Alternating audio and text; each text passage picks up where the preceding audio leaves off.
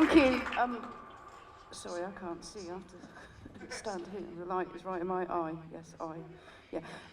Good evening. I wasn't joking, actually. I haven't even started yet.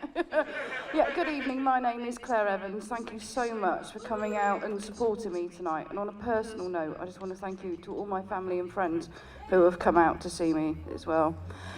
Actually, I was thinking about asking for my money back. I mean, I'm going to read something from the brochure for this comedy store. Sorry. It's not exactly the London Palladium, is it? I mean, but in fact, I'm thinking about asking for my money back. Listen to this. Complete your comedy debut in a luxurious venue, which includes local artwork and poetry. Now, where's Keith? Sorry, those lights. Where's Keith, that little shit Keith? Right, Keith, a glory hole with a poem which starts Hickory Dickory Dock in the ladies' toilets is not considered poetry. Okay. My boss, she's also here tonight. I have promised not to point her out under the pain of death. You can't miss her though. She's the one with the she's wearing the last soul, poor soul that argued with her. You know, it's a souvenir from when she went on a safari a couple of years ago. That coat hangs in her office now, and if you dare answer her back, she'll go, "Claire, remember what happened to Leo?" Okay, I can remember the first time I came here. It's quite a big place, as you know, and I got completely lost. I'm always getting lost, as my husband will testify to. And I ended up in Weight Watchers. Yes, I know, ironic, isn't it? Chubby people. "Oh," she said, "are you coming to join us?" Why would I want to join Weight Watchers? I mean, the woman's clearly deluded. I mean, I said, "Well, thank you so much, but I'm after the comedy school." Sure, it's just across the hall. Just as I was turning to leave, she mentioned those immortal words, "Do you know you've only got one eye?" Now, I never know what to say when people say this to me. I mean, the overwhelming urge, actually, to keep a marble in my pocket, chuck it on the floor and go, "Oh my God, it's just fallen out. Can you find it for me?" Yeah. But I said, actually, that's why I'm going to try stand-up, because it usually happens at night and I only normally come out under the cover of darkness. You're lucky to have caught me, really. As I was walking to the door, never have so many people since Quasimodo walked through the streets of Paris, said that poor woman. Okay, my husband, he's also here supporting me tonight. Thank you, darling. We've been married for 19 years. We still have fun. We still have laughter, don't we? Sometimes at the same time. Yeah, he drove me up here today and dropped me off. Well, you know, I say drive. He was in behind the steering wheel. I was actually driving the car, wasn't I? But yes, I've only got one eye. I lost my eye to cancer 6 years ago. Well, I didn't lose it as such. I've got a general idea where it went or where it is, but, you know, you get the gist. But did someone just say "ah" then at the back? Ah, because people do tend to go, "Oh, it's a shame, isn't it?"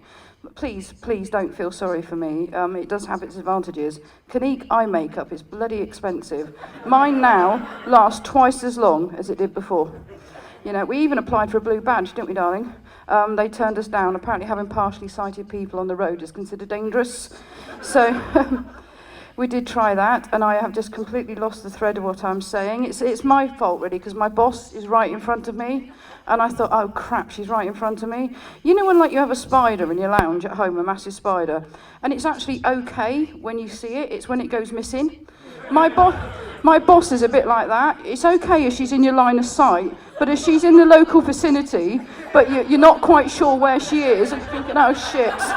Yeah.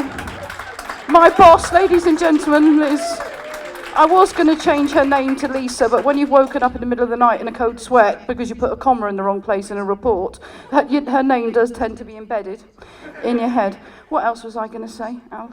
Mal has been my comedy partner. Partner is maybe a stretch of a word. Pardon? You what, love? Yes, sorry. My husband, he's going to be my prompt tonight. Yeah, thank you, Dad. Yeah.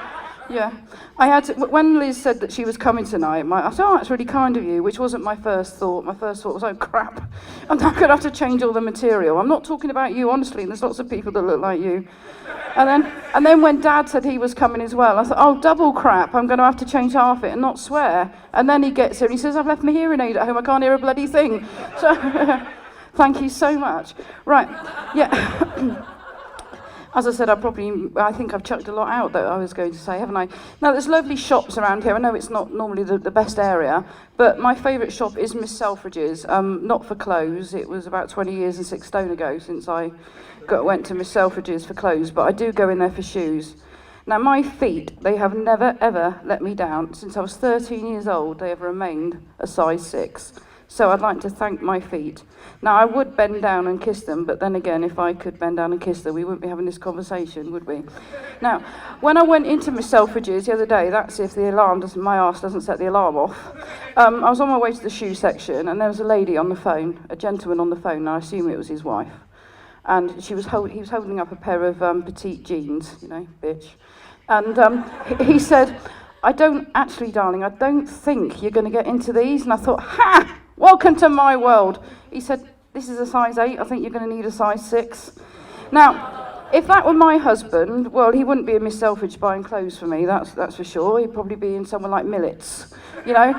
And it'd be going along the lines of, you're never going to get into these. You're going to have to go into drawstring, you know. I mean, we'd only ever go to Millet's to buy clothes, to be quite honest with you. I mean, I can never understand camping, if I'm honest with you. You know, £250 a week to live like a homeless person, screw that, you know.